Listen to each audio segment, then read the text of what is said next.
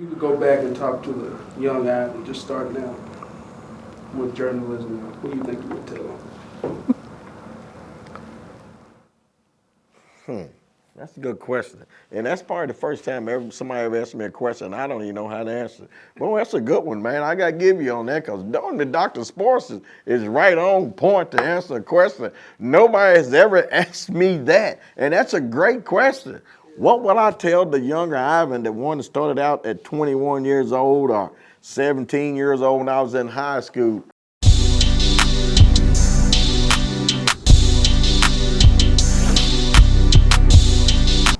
Welcome to another episode of WayOfWalton Podcast. I'm your host, Big J, Jalen Walton.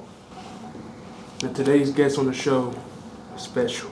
You know, he's been in the journalism game for about 40 years now, going on, and you know, he's from sideline to sideline, you know, court side to court side, you know, from the newspaper to, you know, the social media, just, you know, really active and, you know, support, you know, your kid, you know, your brother, you know, your sister.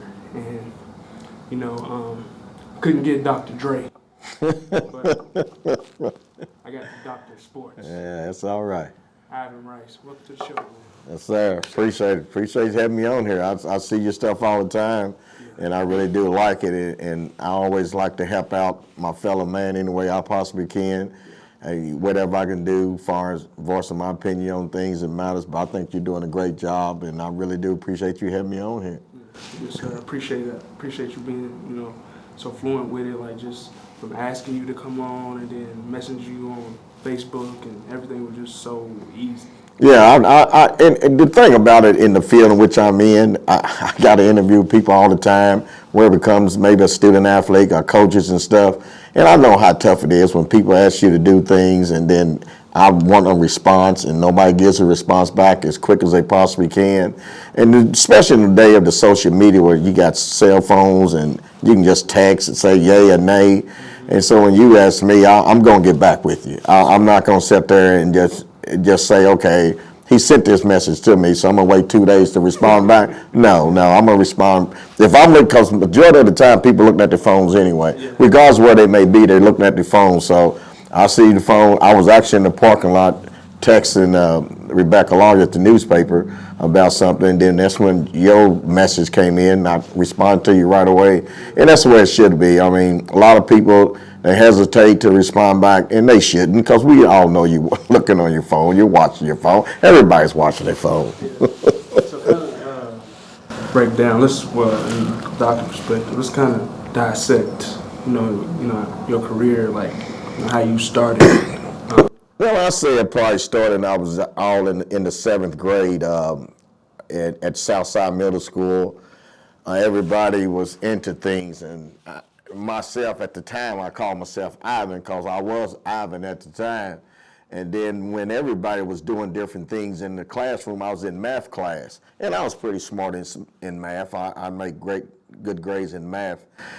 And when I would get finished, I used to have some dice.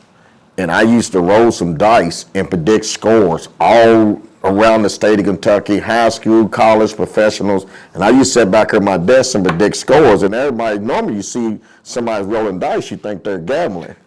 Well, I wasn't gambling. I was predicting scores. And predicting those scores actually helped me win the advertiser newspaper contest multiple times, to where Larry Brennan, bless his soul, but he actually banned me from playing the game because he said people stop playing because Ivan wins it all the time. But in the 7th grade, Gary Brooks, who happened to be my high school quarterback, sat in front of me. I remember he turned around one day in class. He said, "Man, they don't call you the doctor or the sports doctor or something. That's all you do is just sports." So it kind of stuck in 1976. It kind of stuck, and I went a little bit further into it, got into high school, the Paris High Pride newspaper, and I was a sports editor of the newspaper there. And then I told Mary Dickerson, I said, "Look, I want to be the sports doctor." Call me the doctor of sports, and that's where the name originated from. I should have copyrighted that name because I still have AOL and Gmail, and normally when somebody try to have a name, doctor of sports, you got to put a name, a number, or something out beside your name. I don't have to do that. And I actually had somebody here recently was trying to buy my Twitter handle because they wanted that handle. Apparently their business must be like that, and then they offered me like $500. Really? I mean, I've been doing this for 40 years. You really think I'm that dumb? I told you guys I was good in math. And so I was the sports writer for the newspaper, for our high school newspaper. Went on to EKU and wrote on the Eastern Progress. I wrote sports there as well. And fortunate enough that my editor at the time had to be one of the ladies in my class was the same editor for me at high school. She was my editor at Eastern as well. And then I covered sports there. And then came back to Paris. Didn't always want to be a writer. I worked at Pizza Wholesale with Jim Hunt and worked there for a long time, probably about 7, 8 years when he just got started. Not like this big organization you see now. It was in his garage off of Houston Avenue is where I started out with him at Pizza Wholesale. But then Larry Brandon contacted me, knew that I liked sports and all that, and asked me to cover Paris High School sports in 1984. And I said yes, and I told him that's all I want to cover. I'm not going to cover Bourbon County because I still had that Paris pride in me, and I didn't like Bourbon County, so I didn't want to cover Bourbon County. So as the years started going by, Paris had all this stuff in the newspaper that the Doctor of Sports was printing up each week about Paris, and all Bourbon would get is a blare. But then as time goes by, it's almost like that yoga meister that was on Santa Claus Coming to Town. Everything just tends to fade out because now it became a job. At first it was just me just writing for Paris, and then Larry Brennan, they all came to me and say, man, we'd like you to branch out more and can you start covering Bourbon County because we're losing readership because all we have is Paris and not Bourbon in the sports page. And everybody knows in the newspaper back then, you look at 3 things. You look at the front page, you look at the obituaries, you look at the police news, and then you got sports. That's what everybody looks at mainly in the paper still today. And so I said, okay, I'll cover Bourbon County. I didn't like it. I'm serious. I did not like it, couldn't stand it. And then I started getting older. You know, times go by, you get older, and you get older. Then now all of a sudden, I'm wearing Bourbon County clothing. It doesn't even bother me at all. But now my heart is still Greyhounds. Don't ever let that think it's not. My heart is still Greyhound, but I'm the sports editor of the Bourbon County Citizen in Paris. I'm not the sports editor of Paris High School or the sports editor of Bourbon County High School. Heck, I branch out and do Nicholas County, Bourbon Christian Academy, and Harrison County. I've covered a lot of teams in the 10th region when other newspapers contact me to cover their team. So it's just that I'm the sports doctor now. And I enjoy doing it. I mean, but like I said, it all originated back in 1976, and it's done stayed with me ever since then. Yeah. So, during your journey, what's been the most, thing you have stuck with you to now? Like something you experienced? Or... When I look at journalism, when I was at Paris and EKU, what we're doing now in journalism at the newspaper, we did not learn that in school. We had a typewriter and some floppy disks. Then you had some whiteout where when you made a mistake, you blew on it and let it dry for 10 seconds. Then we had wax paper where we waxed the paper, put it on the dummy sheet at the paper. And I used to sit there 2, 3, 4 o'clock in the mornings trying to get my pages together because every time you made a mistake, you had to pull off a whole sheet and then put another sheet down. To be honest, I don't know how we did it. I don't know. I wasn't taught that in school. That's how we was taught. But as you got older, then here comes the internet. Here comes all these other resources. Now to stay up with the new, you had to change things.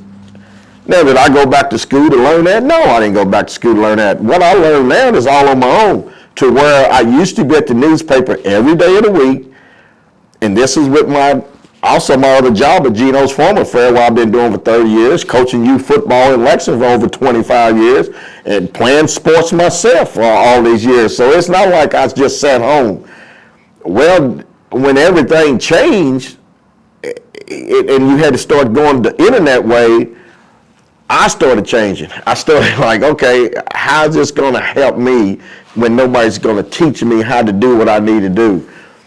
Well, now instead of me doing stuff that will take 2 or 3 or 4 o'clock in the morning in-house, driving from Lexington to Paris every day to come to the paper get it done, is that I learned all this on my own, basically, and now I do all my work at home and just submit the pages and they go to print. And it's pretty easy. And like I said, nobody taught me. So some people are paying a hefty fee to get that education to be a journalist. I work at a newspaper, and then I never even got taught. And I probably couldn't go back to school and let a journalism teacher teach me now, because I know my attitude now would be like, man, that is not going to work. Sir, that is not going to work. The thing I always tell students when it comes to journalism, you got to sell newspapers. Some of the things you can do, get away at the newspaper, you're not going to get away with in the classroom. You got to do the proper English. You got to do all this. But when you sell newspapers, some kids want to see making a house call or not putting the ball in the basket. You always want that catchy headline that may not be good English, that an English teacher be like, oh, that's bad. But you're okay, that's fine, you know that. But you're trying to sell a newspaper, so you kind of branch out on your own, and you make the word works. The word will work, but it's just a different way of teaching yourself.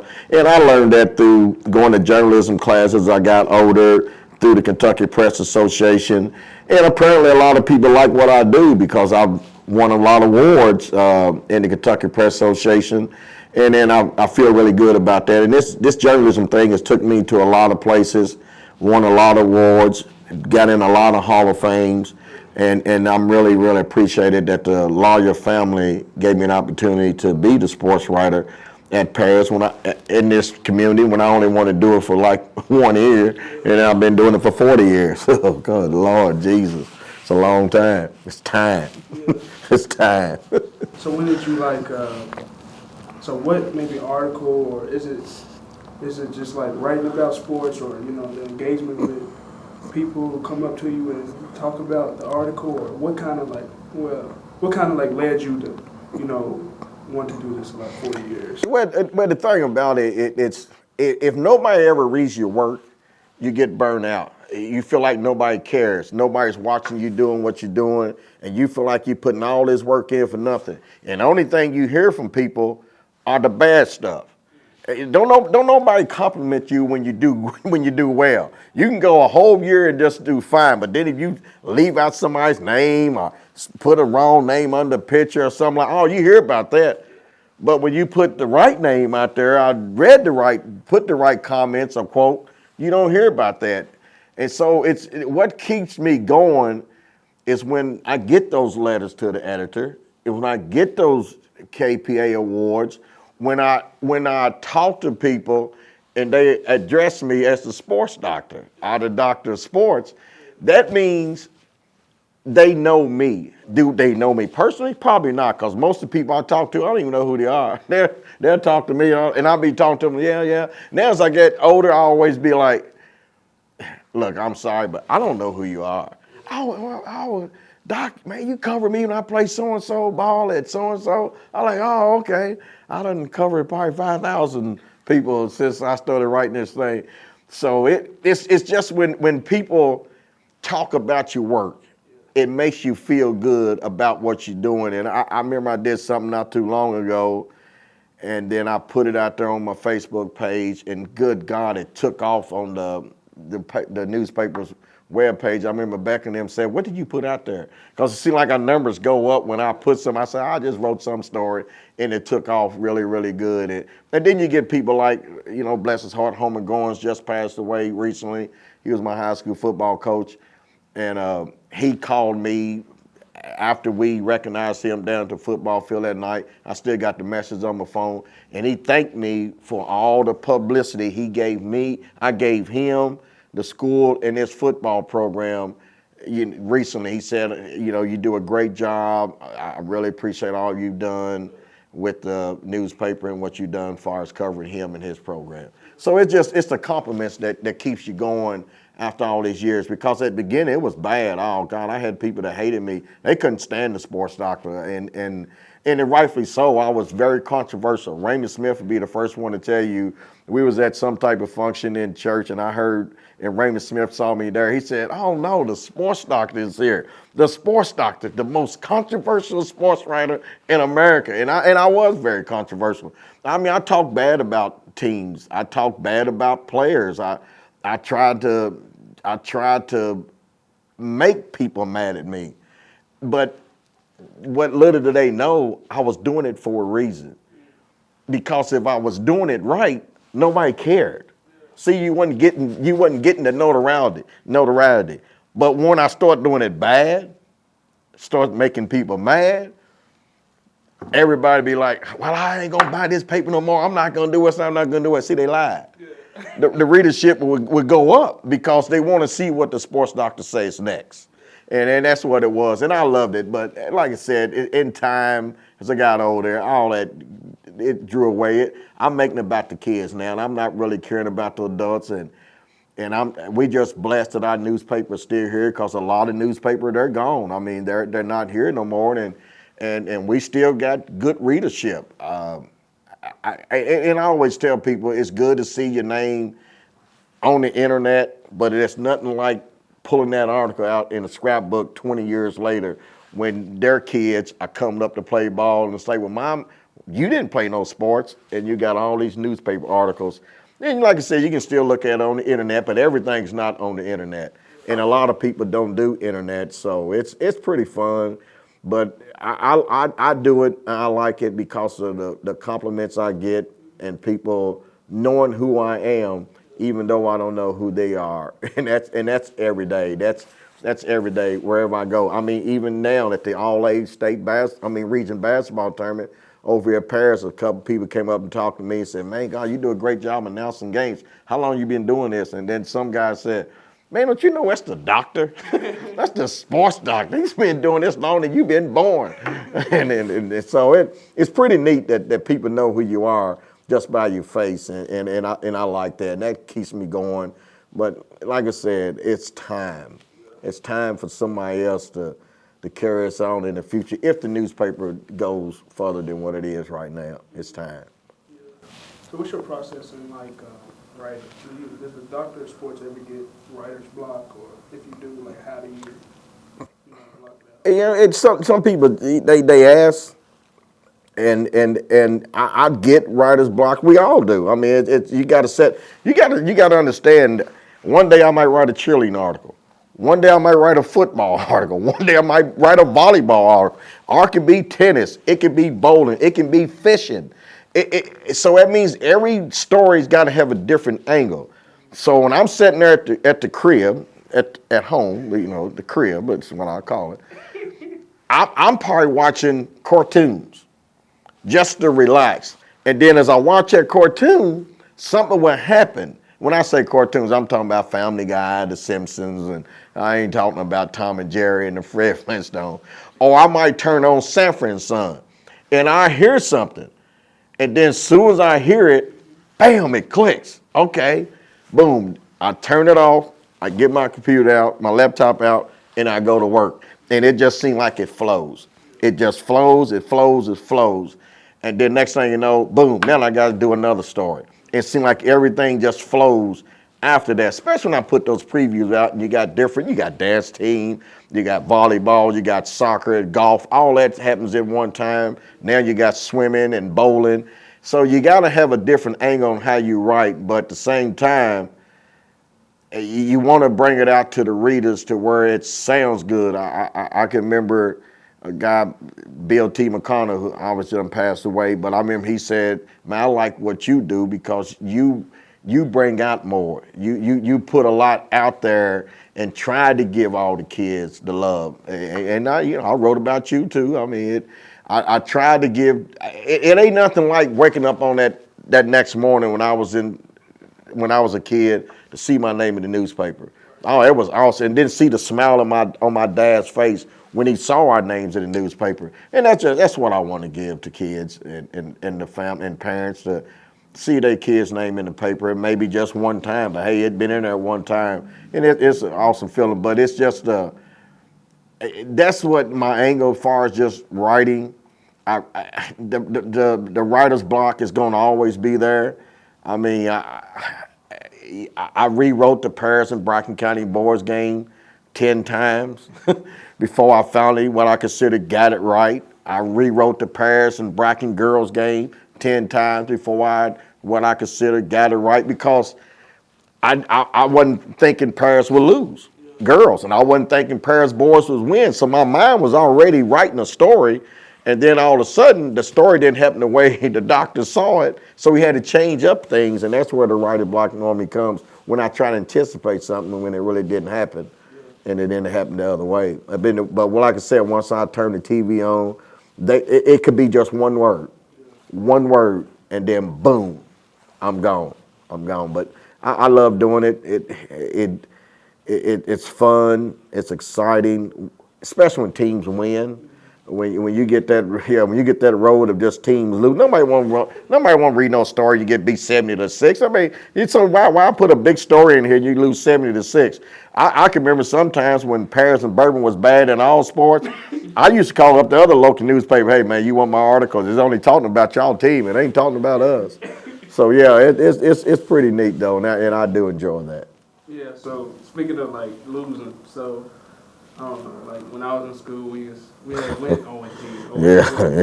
Yeah, I know. Being that you're such an advocate for Paris, like how do you find inspiration to write? And that's a good question. That was tough. That was a tough year, and because that year started out to where y'all supposed to be one of the better teams in Class A. I mean, you had a lot of kids that came back, and I was thinking it's going to be a really good football team. I remember I had a nice piece before the season started. Then all of a sudden, oh my God, I'm like, what? But you still got to do your job. The losing. It's tough to write a story when your team you're covering loses all the time. But what makes it easier, instead of writing that 400 or 500 or 600 word story, you can cut it down to 100 or 200. And it made it a whole lot easier, because if it ain't nothing there, use some quotes. Just get some quotes. Get some quotes. Let the coach talk all they want. Don't talk to none of the kids, because the kids don't answer you these days. They be better off texting you, and that's what happens now. When I want a quote from a kid, I send a text message to the coach, and then the coach will have the kids send it back to me, because kids didn't talk. I mean, you ask them a question, and they look at you. The next thing you know, you the one answering the question for them. Duh, I should have just went on and wrote it down here. So when losing comes, now obviously today it don't even bother me. I've been through it, but that was a tough year. But it was easy because I didn't have to write much. You didn't do anything, so it wasn't like I had to really write about the game, unless one of the teams y'all played, newspaper coverage said, "Hey man, can you cover our game tonight against Paris?" Yeah, sure, because I know you're going to win 70-0, so I'll just write the article for y'all, and y'all just go ahead and pay me for it. I'm good with that. So it wasn't that hard. You end up using bigger pictures to fill up the page, and you use like 200, 300. You can, what I can say, bullcrap your way the first 2 or 3 paragraphs talking about the game. You want to, and it's like any good journalism. Obviously, the headline, it's got to be the tension that grabs you, that headline, and then you got the body of the story. But it's that lead, that open paragraph, and the ending is what most people look at, beginning and the end. Then you got the body. So you want everybody to read the story at the beginning, and close it off at the end. And then if they don't care to look at the body, that's up to them. But I want them to see what's going on. And he always leave a little tease in that opening couple of paragraphs so that make them go on and read it. And so, but losing, I mean, I probably bullcrap my way through half the story, just saying anything and then ending it, like putting it that way. So it turned out to be okay, but God, it was rough. Oh, it was rough. Thank God for pictures at that time. I'm not for sure. I think Liz Shizer may have been taking pictures for me then, and Mary Lover at Bourbon County. Oh God, it was atrocious. Whew. You kind of go by that if it bleeds, it leads. Yes. Yeah. If it bleeds, it leads. There you go. You got that right. If it bleeds, it leads. You're right. Yeah. You're right. You're right. Yeah. So if you could go back and talk to the young Ivan, just starting out with journalism, what do you think you would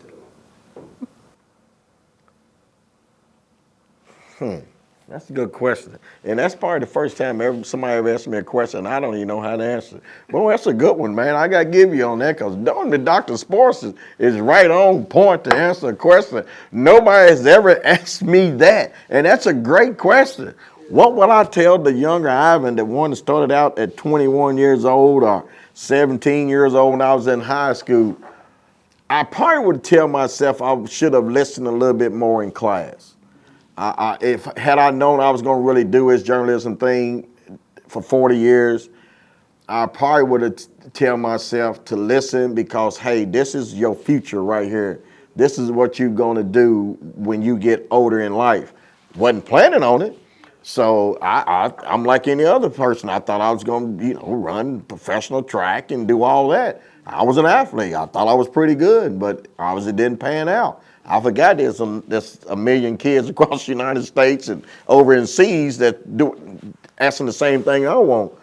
So I would tell myself to pay attention a little bit more, to understand what I was really doing. Maybe should have went back to school and learned a new way of journalism. Now, I say it to myself now, knowing that I didn't really need to because I learned it anyway, but I would have done things, I would have told him to be different, to not be as aggressive as he was with your writing back in the days where you made a lot of people mad. And then, but at the same time, it's not really too much I would tell myself that I would actually change, to be honest. Other than listening more in class, and I made good grades in class. I mean, my conduct was pathetic, but as far as grade wise, I made good grades. I mean, you had to in my household because my daddy wasn't hearing that. But it's not so much I would tell myself differently what I would do now. I always knew what I wanted to do. I just didn't know I wanted to do it so long. So if I was going to tell myself, you go in this classroom and listen and learn more, because you're going to be doing this when you leave Eastern for 40 years. 40 years. Really? No, I'm not. You were a young kid, 20 years old. You're not thinking nothing like that. 40 years later, you still going to be doing the same thing. Yes, could I went to the Lexington Herald Leader? Yes. Could I went to the Curl Journal? Yes. I remember the Corbin Times called me. I wasn't going down there, but I didn't want none of that. I didn't want none of that. And then when I tell my young self, maybe you should have went that angle. Well, guess what? Our newspaper scribed them better than the Curl Journal and the Lexington Herald Leader. So I'm glad I didn't go that angle. So if I was going to tell my younger self, I would tell him to listen. Don't be over aggressive with your teachers, because I was hard on teachers at Paris and Eastern. I didn't want to listen. I felt like I knew all the answers and didn't know nothing. I didn't. She put those red pens on my paper and I just looked at it. I'm like, good Lord. So I should have listened. If I was going to tell my young self something now, and I would tell him, you need to listen. And I would tell that to any kid. You need to understand that you are the kid, you are the student, you are learning from the teacher who's been here and has the knowledge, and you're trying to get that same knowledge. The only way you're going to get that same knowledge if you listen. You got to listen to the ones that's teaching you, and then once they teach you, then once you get yourself prepared, then you can teach someone else.